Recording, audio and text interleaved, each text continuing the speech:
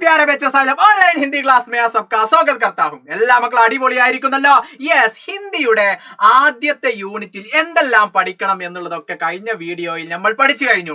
ഇനി എന്താണ് ആദ്യ യൂണിറ്റിലെ പ്രവർത്തനം, ആക്ടിവിറ്റീസ്, അതിലെ പ്രധാനപ്പെട്ട പ്രവർത്തനമാണ് ഇന്നത്തെ വീഡിയോയിലൂടെ മാഷ് ഡിസ്കസ് ചെയ്യുന്നത്. എല്ലാ മക്കളും സ്കിപ്പ് ചെയ്യാതെ കൃത്യതയോടുകൂടി മനസ്സിലാക്കുക. നമുക്ക് നോക്കാം എന്തെല്ലാമാണ് ആദ്യത്തെ യൂണിറ്റിലെ ആക്ടിവിറ്റീസ് എന്ന് നോക്കാം. നോക്കൂ, ആദ്യത്തെ യൂണിറ്റ് ഏതായിരുന്നു മക്കളെ? യെസ്, ഖുദ് സേ പ്യാർ അല്ലെ. ഖുദ് സേ പ്യാർ എന്ന് പറഞ്ഞാൽ എന്റെ മക്കൾക്കറിയാം. ഖുദ് എന്ന് പറഞ്ഞാൽ സെൽഫ് അല്ലെ, സ്വയം. അതേപോലെ പ്യാർ എന്ന് പറഞ്ഞാൽ സ്നേഹമാണ്, ലവ് അല്ലെ. അപ്പൊ സെൽഫ് ലവ്, സ്വന്തമായിട്ട് എന്ത് ചെയ്യുക? സ്നേഹിക്കുക, സ്വയം നമ്മോട് തന്നെ ഇഷ്ടമുണ്ടാകുക എന്നുള്ളതാ. റെഡി അല്ലേ? അപ്പൊ ഖുദ് സേ പ്യാർ, സെൽഫ് ലവ് എന്നുള്ളത് ഇത് ആരുടേതായിരുന്നു മക്കളെ? ശോഭ്നാഥ് യാദവിന്റേതായിരുന്നു അല്ലെ. ശോഭ്നാഥ് യാദവിന്റെ ഖുദ് സേ പ്യാർ എന്നുള്ള മനോഹരമായിട്ടുള്ള കവിത ആണ് നമ്മുടെ 7ാം ക്ലാസ്സിലെ ആദ്യത്തെ പാഠഭാഗം അല്ലെ. റെഡി അല്ലേ മക്കളെ? അപ്പൊ ഇതിലെ വളരെ പ്രധാനപ്പെട്ട ചോദ്യങ്ങൾ എന്താണ് നമുക്കൊന്ന് എന്ത് ചെയ്യാം, നോക്കാം. എന്റെ മക്കൾ ശ്രദ്ധയോട് കൂടി നോക്കിക്കോളൂ. എന്താണ് നമ്മുടെ ആദ്യത്തെ ചോദ്യം എന്ന് പറയുന്നത്? ജോഡോ ഓർ വാക്യ ലിഖേ അല്ലെ. എന്ത് ചെയ്യണം? സെന്റൻസുകൾ, സെന്റൻസ് ഉണ്ടാക്കണം. വാക്യങ്ങൾ എന്ത് ചെയ്യണം? ചേർത്തിട്ട് നമ്മൾ എന്ത് ചെയ്യണം? സെന്റൻസ് ആക്കിയിട്ട് മാറ്റണം. അപ്പൊ അതിന്റെ എക്സാമ്പിൾസ് ആയി നമുക്ക് ഇവിടെ തന്നിട്ടുണ്ട്. എന്തൊക്കെ തന്നിട്ടുള്ളത്? സൂരജ് എന്ന് തന്നിട്ടുണ്ട്, പേട് എന്ന് തന്നിട്ടുണ്ട്, ബാദൽ എന്ന് എന്ത് ചെയ്തിട്ടുണ്ട്? തന്നിട്ടുണ്ട്. അപ്പൊ ഓക്കെ. അപ്പൊ ദുനിയാക്കോ അല്ലെ, ലോകത്തിന്. എന്തൊക്കെ? പാനി, ഊർജ് ഓർ ഫൂൽ. ഇനിയോ ദേത്താഹേ, നൽകുന്നു എന്നും തന്നിട്ടുണ്ട്. അപ്പൊ ഇത് വെച്ചിട്ട് നമ്മൾ എന്ത് ചെയ്യണം? ഒരു സെന്റൻസ് അർത്ഥപൂർണമായ ഒരു സെന്റൻസ് ആക്കിയിട്ട് എന്ത് ചെയ്യണം? മാറ്റണം. അപ്പൊ നമുക്ക് നോക്കാം. സൂരജ് എന്ന് പറഞ്ഞാൽ എന്റെ മക്കൾക്കറിയാം. സൂരജ് എന്ന് പറഞ്ഞു കഴിഞ്ഞാൽ സൂര്യനാകുന്നു അല്ലെ, സൂര്യൻ. അങ്ങനെയാണെങ്കിൽ പേട് എന്ന് പറഞ്ഞാലോ മരം. അതേപോലെ ബാദൽ എന്ന് പറഞ്ഞാൽ എന്താ? മേഘം. അറിയാലോ, എന്റെ മക്കൾക്ക് സെറ്റ് അല്ലേ? അപ്പൊ ആദ്യത്തേതിൽ എന്തെല്ലാം എന്നുള്ളത് നമ്മൾ കണ്ടെത്തി. ഈ ദുനിയാക്കോ അല്ലെ, ലോകത്തിന് അല്ലെ, ലോകത്തിന്. കവിതയിൽ നമ്മൾ മനസ്സിലാക്കുന്നുണ്ട് അല്ലെ, ലോകത്തിന് വേണ്ടി എന്തെല്ലാമാണ് ഇവർ നൽകുന്നത് എന്നുള്ളത്. അപ്പൊ എന്തൊക്കെ നോക്കാം. പിന്നെ 3ാമത്തെ ബോക്സിലോ പാനി എന്ന് പറഞ്ഞാൽ വെള്ളമാണ്. അതായത് ഊർജം അല്ലെ, ഊർജം. അതേപോലെ പിന്നെന്താ? ഫൂൽ എന്ന് പറഞ്ഞു കഴിഞ്ഞാൽ പൂവാണ് അല്ലെ, പൂവ്. ദേത്താഹേ എന്ന് പറഞ്ഞു കഴിഞ്ഞാൽ നൽകുന്നു എന്നാകുന്നു. ഇനി നമുക്കിതൊരു സെന്റൻസ് ആക്കി മാറ്റി നോക്കിയാലോ. അപ്പൊ സൂരജ്, സൂരജ് എന്നുള്ളത് സൂര്യനാണ്. സൂര്യൻ ദുനിയാക്കോ, സൂര്യൻ ലോകത്തിന് വേണ്ടി എന്താണ് നൽകുന്നത്? പാനിയാണോ, ഊർജാണോ, ഫൂലാണോ? ഏതാണ് മക്കളെ? ഊർജമാണോ, വെള്ളമാണോ, പൂവാണോ? ദേത്താഹേ നൽകുന്നത് ഏതാണ്? ഏതാണ് മക്കളെ? സൂരജ് അല്ലെ, സൂരജ് ദുനിയാക്കോ. സൂരജ് അല്ലെ, സൂരജ് ദുനിയാക്കോ എന്താണ്? ഊർജ്. ഊർജ് എന്ത് ചെയ്യുന്നു? ദേത്താഹേ നൽകുന്നു. സെറ്റായോ?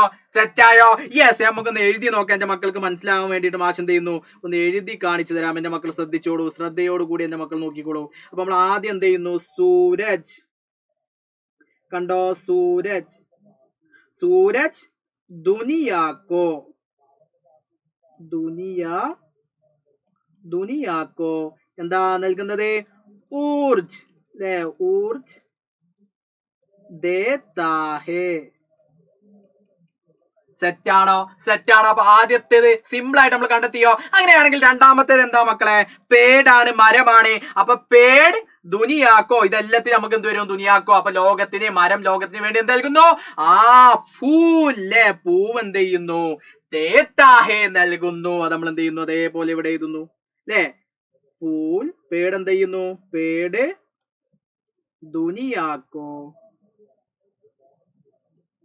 ദുനിയാക്കോ എന്താ നൽകുന്നത്? ഫൂൽ ദേത്താഹേ. സെറ്റാണോ മക്കളെ? ക്ലിയർ ആണോ? സിമ്പിൾ ആയിട്ട് നമ്മൾ കണ്ടെത്തിയോ? അങ്ങനെയാണെങ്കിൽ 3ാമത്തെ എന്താ? ബാദൽ, മേഘം. മേഘം എന്താണ്? ദുനിയാക്കോ. പിന്നെ ഏതാ ഉള്ളത്? യെസ്, പാനി ദേത്താഹേ. നമ്മൾ എന്ത് ചെയ്യുന്നു? അത് എഴുതുന്നു. ബാദൽ, ബാദൽ ദുനിയാക്കോ. ബാദൽ ദുനിയാക്കോ पानी देता है. बादल दुनिया को पानी देता है. സെറ്റ് ആണോ മക്കളെ? സെറ്റ് ആണോ? യെസ്. അപ്പൊ 3 എണ്ണം എങ്ങനെ പെട്ടെന്ന് ഐഡന്റിഫൈ ചെയ്യാം എന്നുള്ളത് നമ്മൾ പഠിച്ചോ. അപ്പൊ സൂരജ് ദുനിയാക്കോ പാനി ദേത്താ ഹേ, പേട് ദുനിയാക്കോ ഊർജ് ദേത്താ ഹേ. അങ്ങനെയാണോ? അല്ല. അപ്പൊ സൂരജ് ദുനിയാക്കോ ഊർജ് ദേത്താ ഹേ, പേട് ദുനിയാക്കോ ഫൂൽ ദേത്താ ഹേ, ബാദൽ ദുനിയാക്കോ പാനി ദേത്താ ഹേ. ക്ലിയർ ആണോ മക്കളെ? ക്ലിയർ ആണോ? അപ്പൊ ഇത്തരത്തിൽ സിമ്പിൾ ആയിട്ട് നമുക്ക് എന്ത് ചെയ്യാം? ഐഡന്റിഫൈ ചെയ്യാൻ വേണ്ടിയിട്ട് സാധിക്കും. ഇതൊരു വളരെ പ്രധാനപ്പെട്ട ചോദ്യമാണ്. ഇനി അടുത്തൊരു ചോദ്യം നമുക്ക് നോക്കാം. നിങ്ങൾക്ക് പെട്ടെന്ന് ഐഡന്റിഫൈ ചെയ്യാൻ പറ്റുന്ന മറ്റൊരു ചോദ്യം എന്താണ് മക്കളെ? താഴെ എന്ത് ചെയ്തിട്ടുണ്ട്? ജീവൻ കാ ആധാർ ഹേ എന്ന് കൊടുത്തിട്ടുണ്ട് അല്ലെ. ജീവിതത്തിന്റെ അടിസ്ഥാനമാണ് എന്തെല്ലാം? താഴെ കാണുന്ന ചിത്രങ്ങൾ നമ്മളിവിടെ പറഞ്ഞു. ഏതെല്ലാമാണ്? സൂരജ് ഉണ്ട്, പേടുണ്ട്, ബാദൽ ഉണ്ട്. അപ്പൊ അത് ഏതെല്ലാമാണ് എന്നുള്ളതിന്റെ ചിത്രം അവിടെ കൊടുത്തിട്ടുണ്ട്. അത് നമ്മൾ എന്ത് ചെയ്താൽ മതി?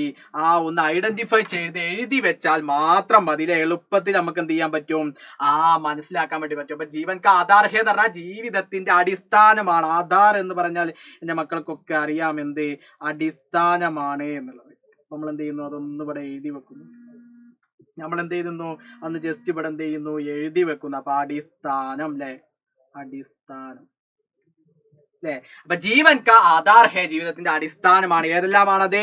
യെസ്. ഫസ്റ്റ് ചിത്രം എന്താ? എന്റെ മക്കൾ നോക്കിയിട്ട് പറയൂ. സൂരജ് അല്ലെ. അപ്പൊ നമ്മൾ സൂരജ് എന്ത് ചെയ്തു? ഇവിടെ ഐഡന്റിഫൈ ചെയ്തു. സൂരജ് നമ്മൾ എന്ത് ചെയ്തു? ഐഡന്റിഫൈ ചെയ്തു. പിന്നെ അടുത്ത ചിത്രത്തിൽ ഏതാ കാണുന്നത് മക്കളെ? പേടാണ് അല്ലെ, മരം. നമ്മൾ എന്ത് ചെയ്തു? പേട് എന്നുള്ളത് നമ്മൾ ഐഡന്റിഫൈ ചെയ്തു. ഇനി നമുക്ക് വരുന്നത് ഏതാ? ബാദൽ അല്ലെ. ബാദൽ എന്നുള്ളത് നമ്മൾ എന്ത് ചെയ്തു? ഐഡന്റിഫൈ ചെയ്തു. സിമ്പിൾ ആയിട്ട് ഈ പ്രവർത്തനം നമ്മൾ കണ്ടെത്തിയോ? അപ്പൊ ജീവന്റെ അടിസ്ഥാനമാണ് നമ്മുടെ കവിതയിൽ പറഞ്ഞ 3 എണ്ണമാണ് പ്രധാനമായിട്ടും കവിതയിൽ ശോഭ്നാഥ് യാദവ് പറഞ്ഞത്. എന്തിനെ കുറിച്ചാണ്? സൂരജ്, പേട്, ബാദൽ. ഈ 3 എണ്ണം ജീവിതത്തിന്റെ അടിസ്ഥാനമാണ് എന്ന് പറയുന്നത്. അത് ഏതാണ് എന്നുള്ള ചിത്രം നമുക്ക് തന്നിട്ടുണ്ട്. അത് നമ്മൾ തന്നിട്ട് ഐഡന്റിഫൈ ചെയ്യുന്നു. സിമ്പിൾ ആയിട്ട് ഉത്തരം കണ്ടെത്തുന്നു. മനസ്സിലായോ മക്കളെ? ഇനി നമുക്ക് വരുന്നത് നോക്കാം. താഴെ എന്ത് ചെയ്തിട്ടുണ്ട്? കവി ചാഹ്താ ഹേ, കവി എന്ത് ചെയ്യുന്നുണ്ട്? പറയുന്നുണ്ട് അല്ലെ. അപ്പൊ ആശയ പടേ ഓർ പങ്ക്തിയോം ടൂട്ടേ അല്ലെ. എന്ത് ചെയ്യണം? ആശയം നമ്മൾ വായിച്ചെടുത്തതിന് ശേഷം എന്ത് ചെയ്യണം? അതിന് ശരിയായിട്ടുള്ള വരി നമ്മൾ കണ്ടെത്തി എഴുതുക എന്നുള്ളതാ പറഞ്ഞിട്ടുള്ളത്. അപ്പൊ നമുക്കൊന്ന് വായിച്ചു നോക്കാം. സൂരജ് അപ്പിനി ഊർജ് അല്ലെ, Sooraj അപ്പിനി Urja say Pyaar Kare or സംസാർ കോ ഊർജ് പ്രദാൻ കരേ അല്ലെ. ഈ ആശയം വരുന്ന വരിയാണ് നമ്മൾ എന്ത് ചെയ്യേണ്ടത്? കണ്ടെത്തേണ്ടത്. അപ്പൊ സൂരജ് എന്നുള്ള ഒരു വാക്ക് നമുക്ക് കണ്ടപ്പോൾ തന്നെ നമുക്ക് മനസ്സിലായി ഏതാണ്? സൂര്യനെ കുറിച്ചുള്ളതാണ് പറഞ്ഞിട്ടുള്ളത്. എന്താണ് പറഞ്ഞിട്ടുള്ളത്? സൂര്യൻ എന്ത് ചെയ്യുന്നു? ലോകത്തിന് മുഴുവൻ എന്ത് ചെയ്യുന്നു? ഊർജം പകർന്നു നൽകുന്നു, ഊർജം കൊടുക്കുന്നുണ്ട് അല്ലെ. അങ്ങനെ കൊടുക്കുന്നത് എന്താ? സൂര്യൻ സ്വയം സ്നേഹിച്ചുകൊണ്ട് എന്ത് ചെയ്യാണ്? മറ്റുള്ളവർക്കും കൂടി ഊർജം എന്ത് ചെയ്യുന്നു? പകർന്നു കൊടുക്കുന്നു. അതിന് വരുന്ന വരി ഏതാണെന്ന് നമുക്ക് വളരെ സിമ്പിൾ ആയിട്ട് നമുക്ക് മനസ്സിലാക്കാം.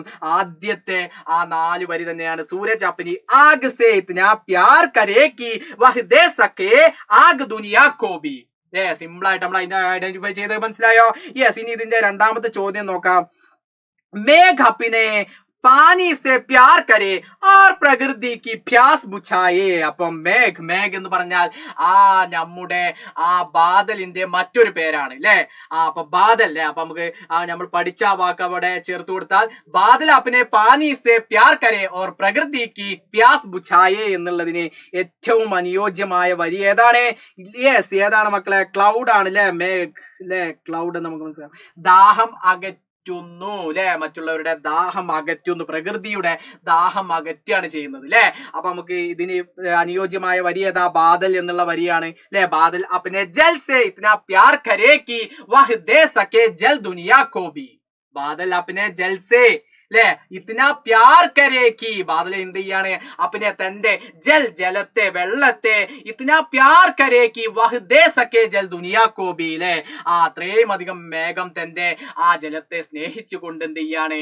പ്രകൃതിക്ക്, ലോകത്തിന് എന്ത് ചെയ്യാണ്? വെള്ളം എന്ത് ചെയ്യുന്നു? നൽകുന്നു.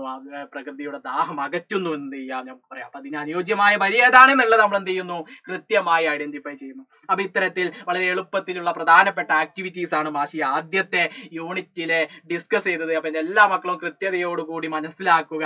എല്ലാ മക്കൾക്കും നന്ദി. സബ്കാ ബഹുത് ബഹുത് ശുക്രിയ. ബൈ.